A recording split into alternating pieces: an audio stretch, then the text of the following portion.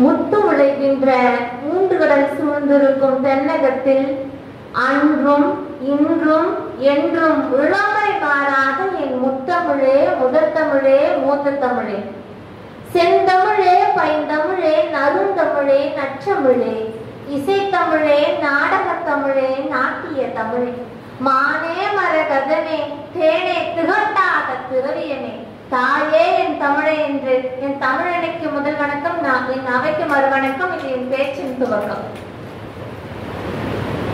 செங்கோல் என்ற மொழி சங்கம் வளர்த்த மொழி. வருடங்கள் 2000 கடந்த போதும் இன்றும் கன்னித்தமிழாய் செந்தமிழாய் வாழ்ந்து வரும் மொழி. செம்மொழி எனும் மகுடம் சூடிய தாய்மொழியாம் நம் தமிழ் மொழி. என்றுமுள்ள தென்தமிழ் என்று கம்பனொன்றை கூறிவிட்டான். யாம் அறிந்த மொழிகளிலே சிறந்த மொழி தமிழ் மொழி என்று பாரதி உன்னை கூறிவிட்டான். தமிழுக்கு அமுதென்று பெயர் என்ப தமிழங்கள் உயிருக்கு நேர் என்று பாரதிதாசனும் கூறிவிட்டான். உன்னை எப்படி அழைப்பேனோ, என்னவென்று அழைப்பேனோ, உண்மையை சொல்லட்டுமா, உள்ளதை சொல்லட்டுமா?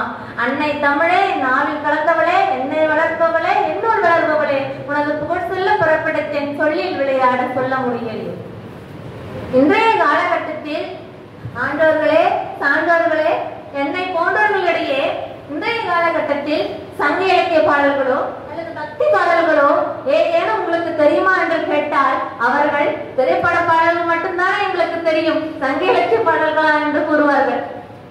அவர்கள் வலையொலியிலும் படவரியிலும் முகநூல்களிலும் கீச்சகத்திலும் பார்த்த திரைப்பட பாடல்களை பாடுவார்கள். இன்னொன்று தெரியுமா? நியாயம் நியாயம்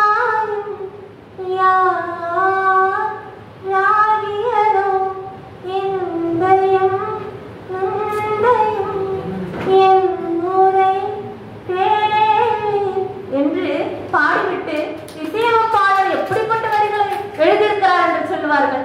அதற்கு நான் கூறுகிறேன், அட எமனேரும் வாகனமே, அது இசையமைப்பாளர் செதுக்கிய வரிகள் அல்ல, நமது 8 தொகை நூல்களில் இடம்பெற்றுள்ள குறுந்தொகை என்ற பாடலில் இடம்பெற்றுள்ள வரிகள். கல் தோன்றி மண் தோன்றிய காலத்தே வாளோடு முன் தோன்றி மூத்துக்குடி என்று தமிழ் என்ற வரலாற்றில் பதிவிட்ட வைர வரிகள். இந்தியாவில் அதிகாரப்பூர்வமாக செம்மொழி என்று அறிவிக்கப்பட்ட முதல் மொழியினும் தாய்மொழியாம் தமிழ் மொழிதான். செம்மொழி என்கின்ற போது தொன்மை, தனித்தன்மை, நடுவு நிலைமை, தாய்மைத்தன்மை, தனித்தீங்கும் தன்மை, கலை பண்பாட்டு தன்மை, இலக்கண வளம், இலக்கிய வளம், மொழி கோட்பாடு, உயர் சிந்தனை என்கின்ற 11 பண்புகளையும் கொண்டிருக்க வேண்டும். இத்தகைய 11 பண்புகளையும் கொண்டதால் தான் நம் தாய்மொழியான தமிழ் மொழி ஜூன் 6ஆம் தேதி 2004ஆம் ஆண்டு செம்மொழி என்று அறிவிக்கப்பட்டது. அறிஞர் கால்டுவெல் இதனை உயர்தனி செம்மொழி என்று பிரகடனம் சூடுகிறார். 1912ஆம் ஆண்டு தமிழ் மொழியினை உயர்தனி செம்மொழியாக்க கோரி மறைமலை அடிகள் முன்னிலையில் தீர்மானம் இயற்றப்பட்டது. பொன்னைகள் அடியில் நம்ம உலகத்தை அளந்துட்டாய என்று சொல்ல போனால் உலக பொதுமறை என்று அழைக்கப்படும் நம் திருக்குறள் தான்.